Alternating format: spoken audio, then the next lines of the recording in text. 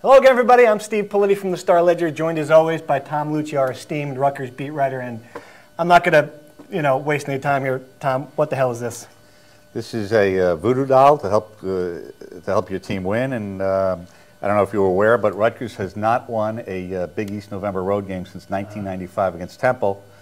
And this week they're up at Connecticut, trying to break that streak, and we'll see if this helps. Well, it says your doll is a medium to focus on a problem or desire you can personalize with hair, which is lucky since Rutgers fans get their whole hand on this. They don't have to worry about doing it for me because I have none. A small photo or any small personal item. Now, I was given this photo of Andre Dixon, the running back for UConn. With hair, by the way. With lots of hair, yeah. Yes. So we can put that there. And there you go. Who says that we're not here to help the Scarlet Knights? He had a big game last week as they beat South Florida. Had 167 yards, a New Brunswick high school kid, and looks like he's taken over. He's their leading rusher. It's interesting. They have two running backs that are from New Jersey, and last year Donald Brown had a big game against Rutgers in the Rutgers win at Rutgers Stadium. So we'll see what happens. I mean, this is a very interesting game. I think it's a huge game for both teams. It's going to be very telling for both teams because. I think people are trying to figure out what Connecticut's about, and people are trying to figure out which direction Rutgers' season is going to go. All right, now, if you look at Connecticut, they've got to be one of the least impressive 7-1 teams in the country. They've pretty much stolen 2 victories, if you look at it, with the fair catch that wasn't a fair catch, against Temple, a late call that should have gone Temple's way. Do you think that this team, Connecticut, is for real, or do you still have some questions about how good they are? I think there's some major questions still.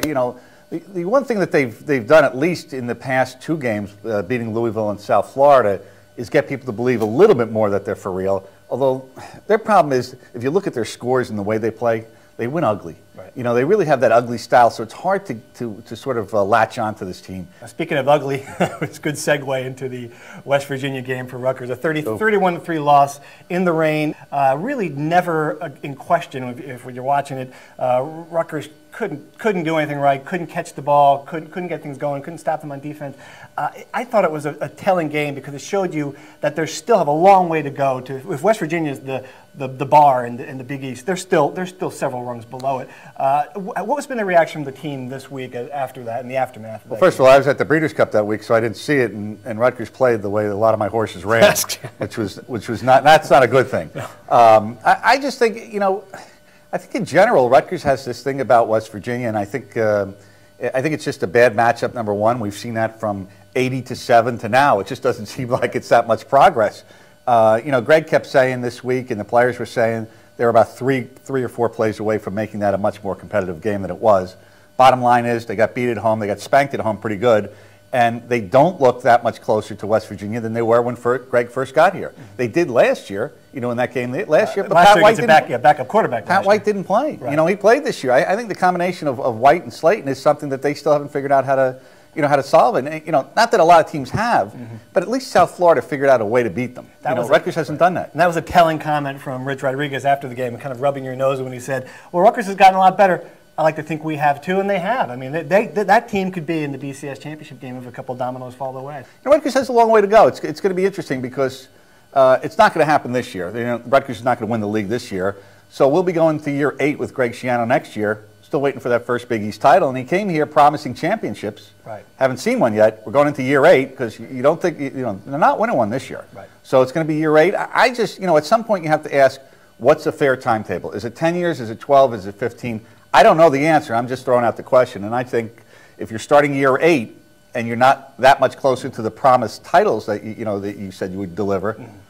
And coaching is another thing that's going to be an issue this week. Those last couple of games against UConn, every one of them is close. I think this is going to be another close game.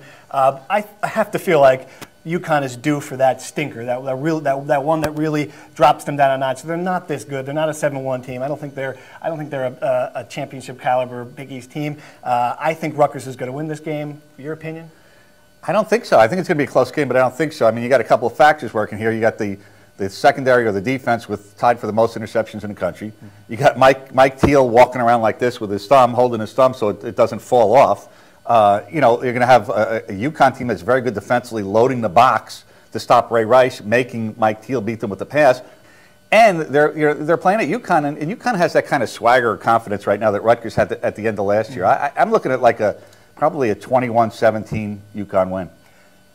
Unless, of course, Well, there's always the power of the There's always voodoo. the power. This is starting to freak me out. We better sign off. Steve Politi from the Star Ledger. Thanks for watching.